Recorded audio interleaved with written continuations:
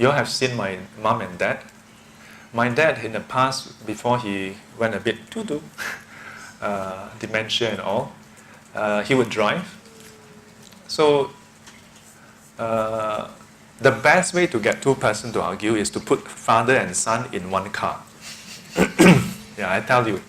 Whether it's the father driving or son driving, I tell you, best. At least for me and my father. When he's driving, I will always be like, yeah. Or I'll be telling him like, hey, 烧水, then he will like, when he don't really argue. When he's into that zone already, he'll make this sound. I'll be like, okay, too much, maybe too much. Yeah. But I would do it, before I become a monk. After I become a monk, I would still sometimes do it. Sometimes I do it consciously because I would tell him like, what point you here? Because he would sometimes drive the car putting himself in the middle of the lane. Singapore, you drive on the right side, right? So the driver should be slightly off center. I mean, in all roads, the driver is always off center. But he would drive his car putting himself in the center, meaning that I'm on the other lane already. So, I mean, I'm just speaking for my own well-being. Like, But then my comments, it's not really argument, but my comments. Yeah? My comments would extend to his parking. Yeah. Why? Because when he park, like when you have a reverse parking, right? You would go this, and then one time, okay, got him. Yeah. Parallel parking, okay, got him. For him,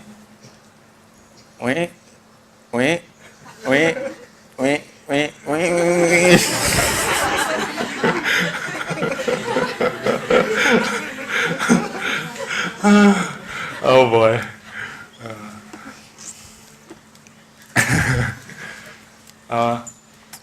But I appreciate him.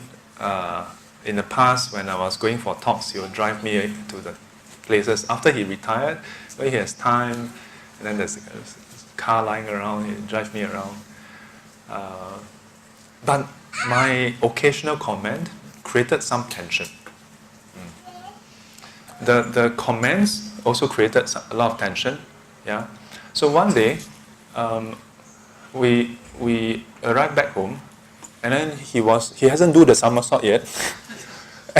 And the first round, when he went in, he was going to adjust further.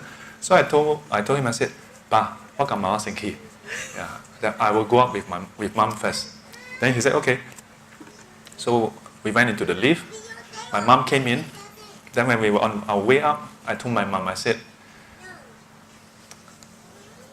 "What 頭先嗬，差一點有時愛講." Then my mom smiled. Then she said, do you understand Hokkien? Anyone don't understand Hokkien? So I told my mom that I almost opened my mouth again to comment. Then my mom said, "Then why didn't you comment?" I said, I caught myself and I asked myself, will commenting help him? And I realized that no, it doesn't help him. Not today anyway. So I didn't comment. Then my mom said, I was already a monk. Then she said, "Today you have wisdom."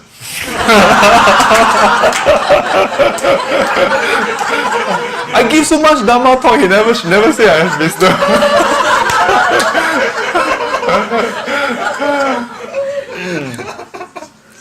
What is wisdom?